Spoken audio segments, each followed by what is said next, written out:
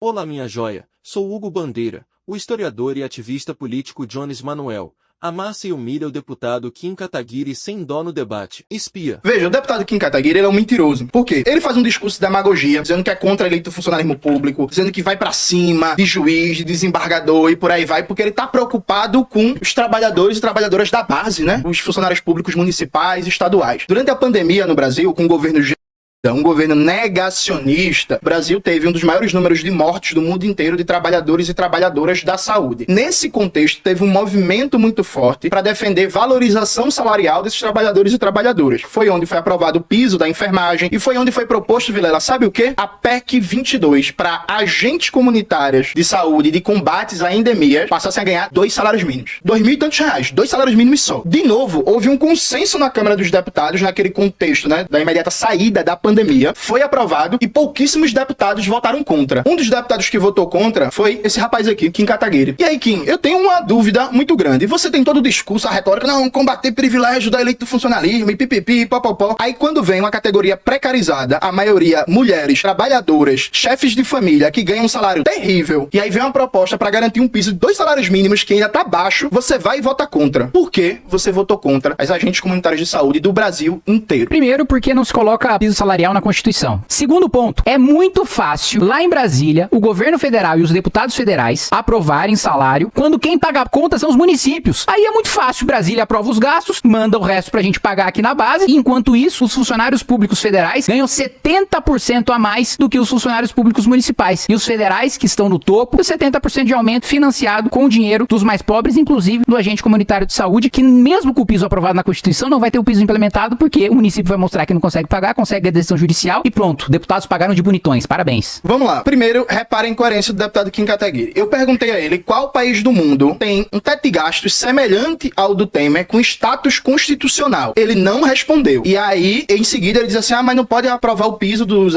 agentes comunitários porque é PEC. Ué, um argumento vale para um e não vale para outro. E veja, deputado, para aprovar o piso da enfermagem, se criou um fundo para ter uma despesa e aí vai ter um fundo da União no valor de 7 bilhões para criar um piso para as agentes comunitárias também. Sabe qual é o valor que esses 2 salários mínimos só daria 2 bilhões. 2 bilhões para o orçamento da União é um troco. O deputado Kim Kataguiri, ele joga com as pessoas que não conhecem o trabalho legislativo. Então, por exemplo, ele discorda do projeto porque vai onerar os municípios que têm pequena receita. Perfeito.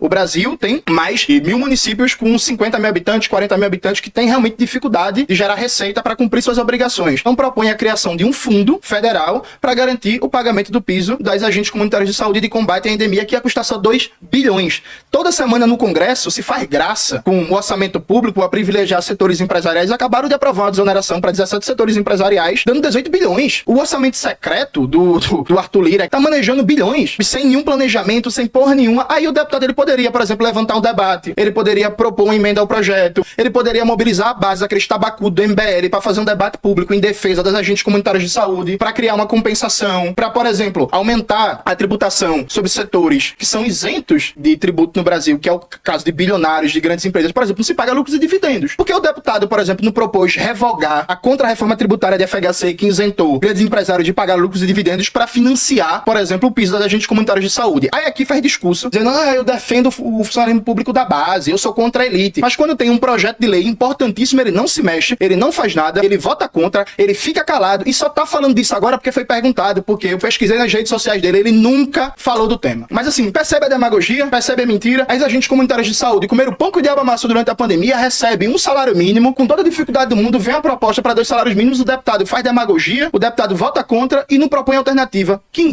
tu trabalha?